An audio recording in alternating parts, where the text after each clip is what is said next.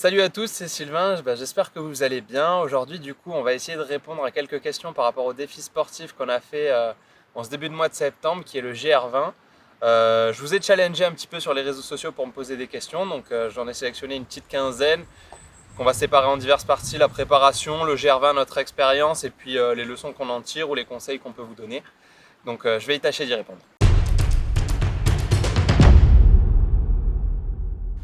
Alors c'est quoi le GR20 et pourquoi ce défi? Le GR20 c'est un sentier de grande randonnée qui traverse la Corse du nord au sud ou du sud au nord, ça dépend dans quel sens vous décidez de le prendre. Ce sentier il fait 180 km avec 12 000 mètres de dénivelé positif, 12 000 mètres de dénivelé négatif. Il est réputé pour être un des plus durs de France, si ce n'est le plus dur de France, notamment parce qu'il y a certaines sections d'alpinisme. Et du coup pourquoi ce défi? Parce que depuis plusieurs années, j'ai vu pas mal de sportifs s'y confronter, que ce soit des trailers ou des randonneurs. Et je me suis dit, pourquoi pas nous?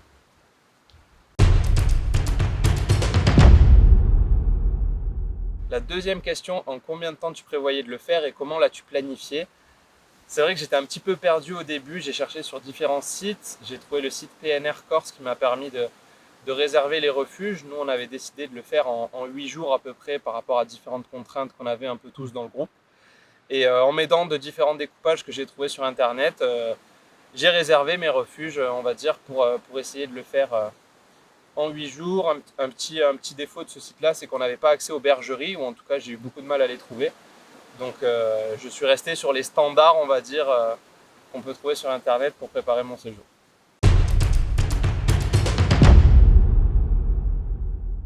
Justement, par rapport à ces réservations-là, vous m'avez demandé est-ce que les réservations bivouac sont obligatoires en septembre. Donc ce qu'on appelle réservation bivouac, c'est-à-dire que vous venez avec votre tente, vous mettez votre tente et vous dormez dedans. Dans ce cas-là, je ne suis pas certain que c'est obligatoire. Maintenant, moi, je vous recommande de le faire. Ce qui est sûr, c'est que si vous embarquez pas votre tente, que vous décidez de dormir dans une tente du refuge ou de la bergerie, il faut vraiment réserver parce que même là, nous, c'était assez complet. Et puis sinon, vous avez le choix aussi de dormir dans des dortoirs. Là, pareil, je vous conseille de réserver parce que c'était assez plein.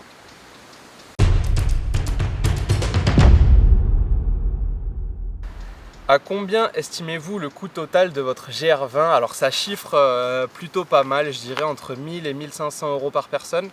Ce qu'il faut savoir, c'est que nous, dans le groupe, c'était notre première expérience de randonnée. Donc on a dû acheter beaucoup de matériel, on va dire neuf, assez rapidement. Et en plus de ça, de mon côté en tout cas, j'ai fait le choix d'acheter du matériel assez haut de gamme, puisque c'est du matériel que j'avais envie de réutiliser plus tard dans de l'ultra distance à vélo. Donc j'ai essayé d'acheter les choses le plus compactes possible pour pouvoir le réutiliser dans d'autres expériences et pas avoir à renouveler mes achats. Sur ces 1000-1500 euros, du coup, il faut compter environ 600 euros de matériel. Vous pouvez rajouter 200 euros de ferry. Puis après, il y a toujours un petit logement à prendre en arrivant, juste avant de repartir.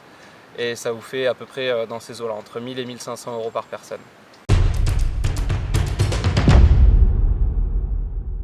La cinquième question, c'est aviez-vous emmené toute votre nourriture avec vous? Alors notre choix à nous, c'était de partir en autonomie, c'est-à-dire se servir le moins possible des refuges, des bergeries pour manger. D'ailleurs, sur notre expérience, on n'a pas du tout mangé dans ces refuges ni dans ces bergeries. On avait tout ce qu'il nous fallait au niveau nourriture, même si c'était du coup assez conséquent et assez lourd à porter. En revanche, les seules choses qu'on prenait, c'était des sodas, de la boisson dans ces refuges ou ces bergeries-là. Ce qu'il faut noter, c'est important de prendre de l'argent liquide parce que c'est quand même assez cher dans ces endroits assez reculés. Ça peut être entre 3 euros ou 3,50 € la canette. Donc prévoyez de l'argent si vous souhaitez, vous rafraîchir dans les refuges. La sixième question que vous nous avez posée, c'est avec quel matériel êtes-vous parti? Alors ça risque d'être le plus long à vous expliquer. Mais j'ai pris tout mon sac, en tout cas j'ai essayé de le reconstituer avec le maximum d'affaires après notre expérience. S'il manque quelque chose, je prendrai une petite photo de mon matériel et je vous dirai à la fin. Alors, déjà je suis parti avec un sac que j'ai acheté chez Decathlon. Hop. Alors au niveau de mon matériel, une tente ultra compacte qu'on a acheté chez Decathlon pour 2 personnes. C'est la plus légère, elle fait 1,9 kg. C'est très léger, ça se monte très rapidement. J'avais jamais monté de tente avant, donc c'est super efficace. Ce qu'il ne faut pas oublier pour votre périple, c'est la trousse de pharmacie. Alors à l'intérieur, il y a un petit peu de tout, mais j'ai mis aussi, vous pouvez voir, crème solaire, de la crème anti-friction, c'est hyper important pour les ampoules, couverture de survie, et puis des petits pansements double peau. Après, on retrouve des pansements, des bandages, un petit peu le kit complet. J'ai juste mis un petit exemplaire d'un plat lyophilisé. Celui-là, j'en ai un assez mauvais souvenir, je vais vous l'expliquer après. Mais j'en avais embarqué avec moi une dizaine pour manger, donc il y a environ 500 calories à l'intérieur de chaque repas. Et ça se cuisine en une dizaine de minutes. Justement, du coup, au niveau de l'alimentation, on est parti avec un petit réchaud. Ça, on vous en parlera après, mais c'est une des petites erreurs qu'on a fait. En tout cas, c'était pas indispensable, puisque des réchauds, vous en trouvez dans les bivouacs en fait, donc vous n'êtes pas obligé de l'embarquer avec nous. Ça pèse assez lourd, et je me serais bien passé d'avoir ce poids en plus avec moi. Ensuite, une lampe frontale avec 2 batteries de rechange, donc une lampe Petzl. Ça a été très utile, surtout pour avancer de nuit sur les premiers jours. J'avais aussi acheté un duvet hyper compact, il doit peser environ 400 grammes. C'est super léger, celui-là je l'ai acheté dans une boutique en Espagne cet été et honnêtement j'ai pas eu trop froid à part quand j'étais malade. Une gourde filtrante, ça c'est quelque chose, peut-être la chose la plus importante à prendre sur le GR20 parce qu'il y a beaucoup d'endroits où pour remplir l'eau c'est assez compliqué. Ça coûte pas très cher, ça coûte environ 25 €, donc en fait vous remplissez et au moment où vous vous mettez à boire, ça filtre l'eau et vous vous évitez un petit peu tous les problèmes. Mais en plus de cette gourde filtrante, moi je vous recommande d'acheter des petites pastilles en fait à mettre dans l'eau, tout simplement des pastilles de chlore pour pas avoir les problèmes que nous on a pu rencontrer durant le GR et dont on va vous parler un petit peu après. Un petit, ça c'est quelque chose qui est pour moi la révélation de ce GR. C'est un petit sac à dos, vous voyez, hyper compact, qui fait 10 litres, que j'ai trouvé chez Decathlon, ça coûte à peine 3 €. Et en fait c'est hyper pratique quand vous arrivez dans les refuges parce que vous n'avez pas envie de vous trimballer avec tout votre sac ou vous allez à la douche à porter tout à la main.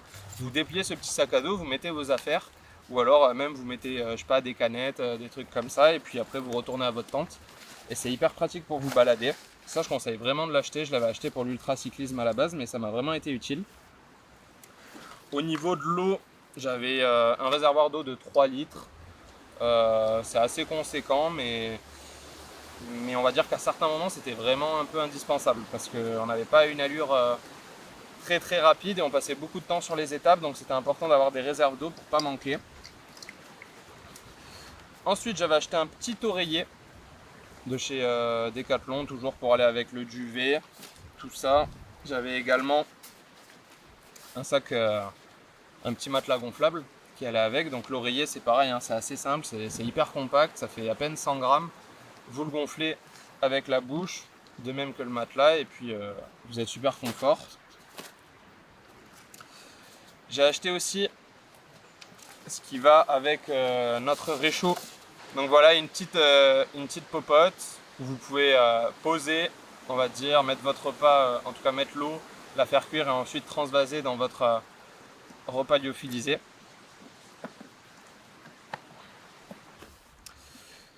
Au niveau couchage, j'avais pris un petit drap de sac, j'avais pris également un petit sifflet pour la montagne quand je me perds, ça je l'ai toujours avec moi que ce soit en trail ou pas. Une casquette évidemment, bon il me reste plus que le couvre-nuque puisque j'ai perdu ma casquette sur le GR20, mais en tout cas il est là. J'avais pris aussi une petite serviette microfibre, vraiment toute petite, hyper compacte, ça c'est pratique pour vous doucher, ça prend pas trop de place. Il y a également les petits cordons pour les chargeurs, la batterie externe dont je vous ai parlé, une paire de lunettes de soleil et aussi, on arrive vers la fin du sac à dos, des petites sangles, c'est toujours utile, ça coûte pas cher et vous pouvez attacher vos panneaux solaires avec ça. Vous pouvez prendre, s'il y a un camarade qui est en difficulté, vous pouvez prendre son duvet, son sac de couchage, des choses comme ça et l'attacher à votre sac pour le délester un petit peu de poids. Donc ça nous a bien été pratique à nous.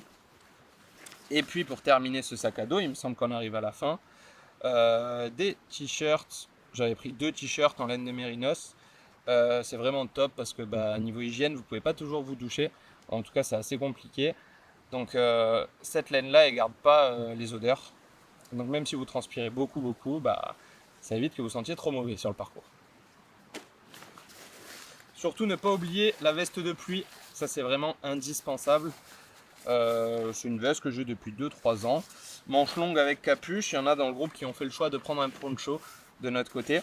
Mais moi j'avais un couvre-sac qui se trouve ici, donc j'avais pas besoin du poncho. Ça permet de garder votre sac, on va dire, imperméable et pas avoir de problème. C'est hyper léger, une centaine de grammes, une housse de pluie. Et il me semble que j'arrive à la fin du sac à dos. Il me reste le dernier truc. Voilà, j'ai laissé quelques espèces, vous voyez. Je vous ai dit les indispensables, n'oubliez pas vos espèces pour pouvoir parfois réserver si vous avez des changements dans vos bivouacs ou quoi, que vous n'arrivez pas au bon jour, que vous avez besoin de réserver, ou tout simplement pour acheter à manger ou à boire, prévoyez, soyez prévoyants et prenez beaucoup, je dirais au moins 200, prenez entre 200 et 300 euros pour être large et pas avoir de problème. Même si vous devez arrêter, prendre un taxi, je sais pas, soyez prévoyants là-dessus.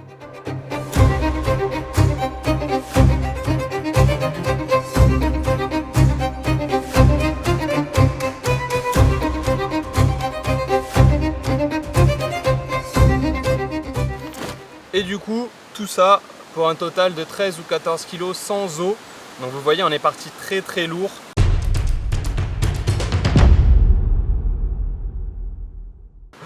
Après vous avoir présenté donc notre matériel, vous nous avez demandé est-ce que par principe il faut mettre des pastilles dans toute l'eau qu'on boit. Et je ne peux vous répondre que oui, puisque ce qui nous est arrivé à nous, c'est d'avoir attrapé un virus après avoir oublié de mettre on a mis des pastilles dans toute l'eau qu'on a pris. En revanche, une fois, on a oublié de filtrer l'eau et on l'a payé cash puisqu'on a tous été atteints par une petite gastro et qui nous a coûté la suite de notre aventure sur le GR20. Donc oui, il faut vraiment mettre des pastilles.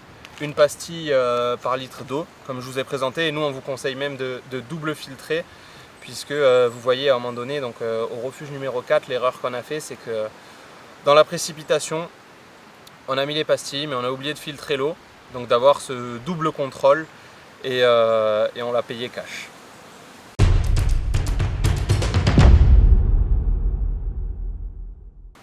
Pour la 8e question, c'est une des questions que vous m'avez le plus posée. Comment ça s'est passé? Écoutez, je vais vous expliquer un petit peu ces 4 jours d'aventure qu'on a eu sur le GR20. On a commencé dans l'idée de partir à un groupe de 3 potes, plus Thibaut qui nous accompagnait pour filmer ce projet-là.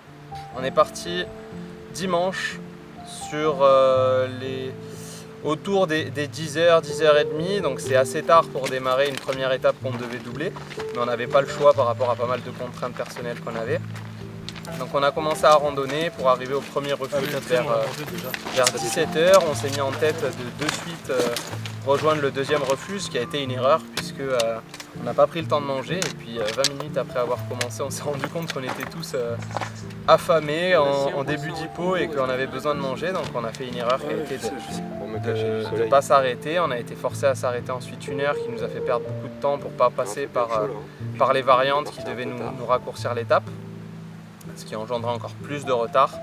Et on s'est retrouvé, on va dire, à devoir marcher une bonne partie de la nuit.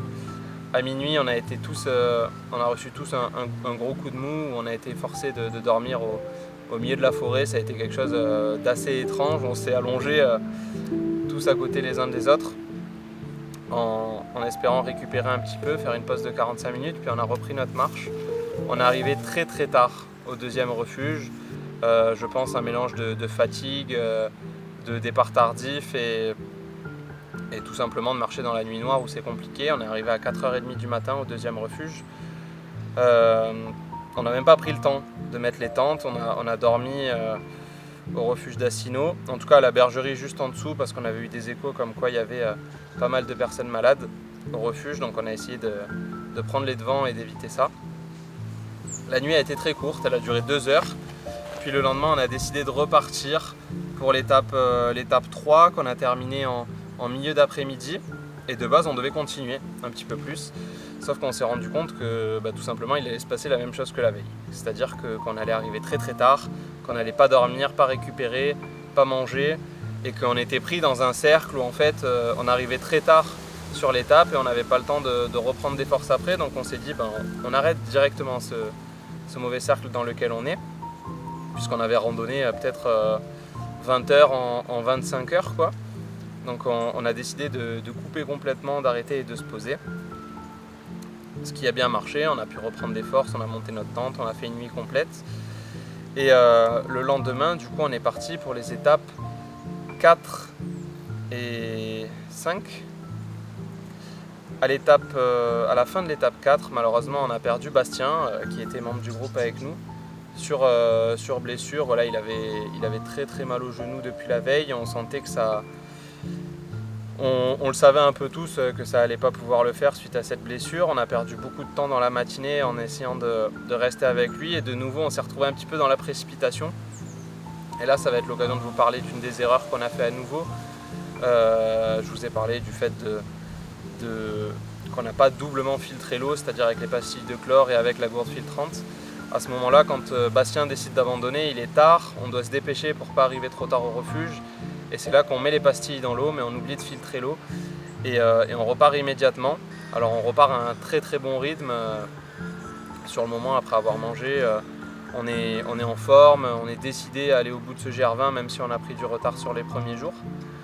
Mais malheureusement, on va le payer plus tard, puisque quand on arrive au refuge le soir, on fait plus qu'arriver au refuge, on arrive au refuge de l'étape 5, donc au refuge de Prati il me semble, et on décide de continuer jusqu'à la bergerie de San Petru di Verde pour prendre de l'avance sur l'étape du lendemain et arriver presque à l'étape 5,5. Et quand on arrive en bas au refuge, on n'est pas très bien, on essaye de manger mais on est fatigué, on a le corps qui est crispé, moi j'arrivais plus à détendre mon bras, on avait tous un petit peu mal, on se forçait à terminer nos repas. Et voilà, dans la nuit tout simplement, je vous en ai parlé tout à l'heure, on a été affaibli par une bactérie, par un virus, par une gastro. Ça a été une des pires nuits de notre vie. Et malheureusement, on a été contraint à l'abandon sur ce GR20 très très tôt, beaucoup plus tôt que prévu. En tout cas, nous on avait pour objectif d'aller au bout. Et ça a été assez difficile, mais le choix il s'est imposé parce que on n'avait pas le choix en fait. On était complètement rincés après une nuit réveillés, à aller vomir, aller aux toilettes constamment et à pas pouvoir récupérer et manger dès le lendemain matin ou même boire. On était complètement déshydratés. Donc on n'a pas eu le choix.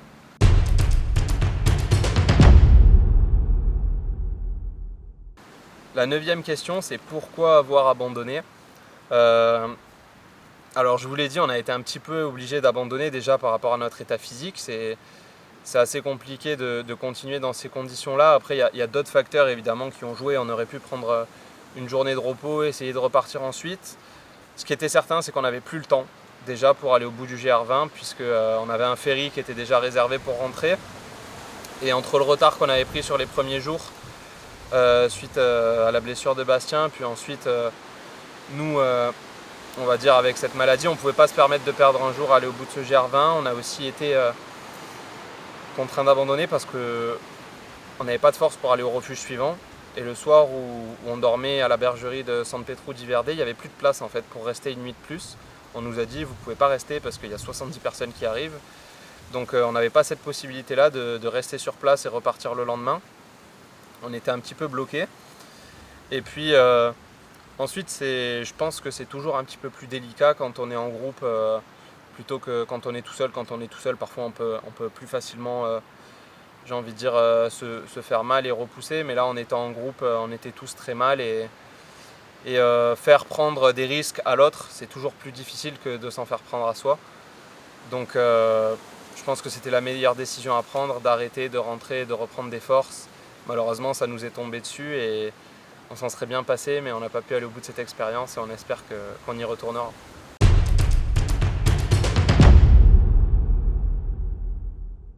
Alors tu as perdu quoi sur le GR20 ? Sur le GR20, j'ai perdu de l'argent, j'ai perdu ma dignité aux toilettes, j'ai perdu ma casquette, j'ai perdu une paire de chaussettes, J'ai perdu un tas de choses, mais bon, j'ai aussi gagné des bons moments qu'on a passé tous ensemble en groupe, et puis on a fait de belles rencontres sur notre chemin. Et ça, on l'oubliera pas, notamment des personnes qui nous suivent au quotidien, on va dire dans notre engagement, et ça fait extrêmement plaisir de se voir sur les sentiers. Donc voilà. Même si on a perdu pas mal de choses, ça a été un bon moment et il faut garder ça en tête.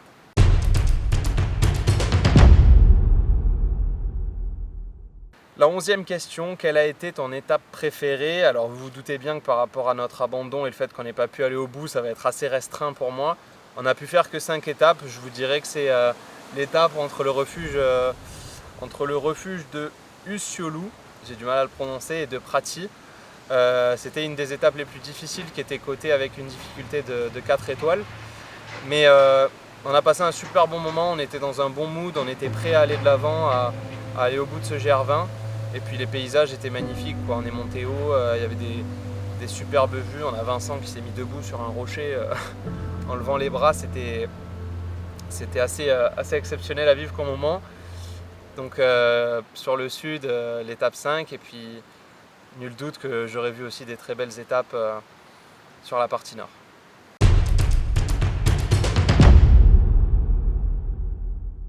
Pour l'avant-dernière question, vous m'avez demandé: as-tu commis des erreurs sur la randonnée? Alors je vais englober, on va dire par rapport au groupe, un petit peu toutes les erreurs qu'on a fait. Je vous parlais du refuge 3 où on a pu arriver et se poser, planter nos tentes. Une des erreurs qu'on a fait ce soir-là, c'est qu'on est arrivé assez tard, on a décidé de faire une lessive sur tout notre linge. Et 2 jours plus tard, il était encore complètement mouillé parce que la météo, c'était pas ça. Donc on a passé 2 jours avec les mêmes vêtements parce que le linge n'avait pas séché. Donc ça, c'est une des erreurs qu'on a fait. Évidemment, le sac que je voulais présenter, il était trop lourd. On a embarqué trop de choses. Moi déjà, j'avais beaucoup de choses, mais on avait tous des choses en doublon, triplon. On a embarqué beaucoup de nourriture, parfois trop.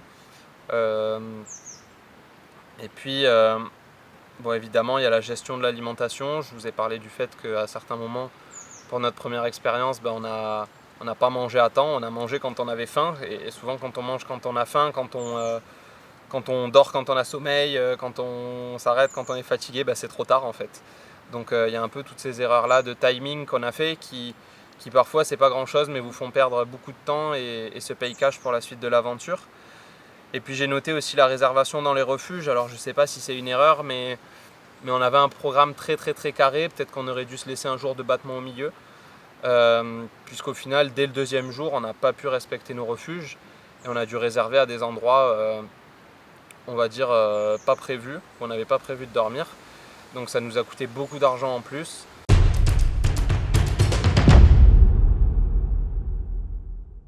En dernière question, vous nous avez demandé quelle est la leçon principale et qu'est-ce que j'en retire. J'en retire qu'une première expérience, c'est toujours bon à prendre, et il faut la prendre cette expérience, parce que là vous voyez, on a fait beaucoup d'erreurs. Peut-être que même sans cette gastro, sans ce virus, on ne serait pas allé au bout parce que je sais pas, le sac était trop lourd, parce qu'on n'était pas assez entraîné, des choses comme ça. Mais le fait d'avoir appris de toutes ces erreurs, ça nous permet de revenir une prochaine fois et de ne pas les refaire en espérant aller au bout de cette aventure ou d'une autre. Donc on a appris plein de choses et c'est ça que j'ai envie de retenir. Et il ne faut pas voir le négatif dans cette expérience puisque franchement on a passé de super bons moments et on reviendra pour en vivre encore de meilleurs sur le GR20.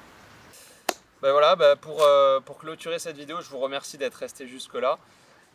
N'hésitez pas à nous soutenir sur la chaîne, et puis j'espère que ça vous aura donné envie de vous lancer peut-être dans une aventure sur le GR20 ou sur déjà ne serait-ce que la moitié, d'aller faire des petites randonnées autour de chez vous. Et puis on se retrouve très bientôt pour de prochains défis qui, j'espère, cette fois-ci seront relevés avec plus de succès.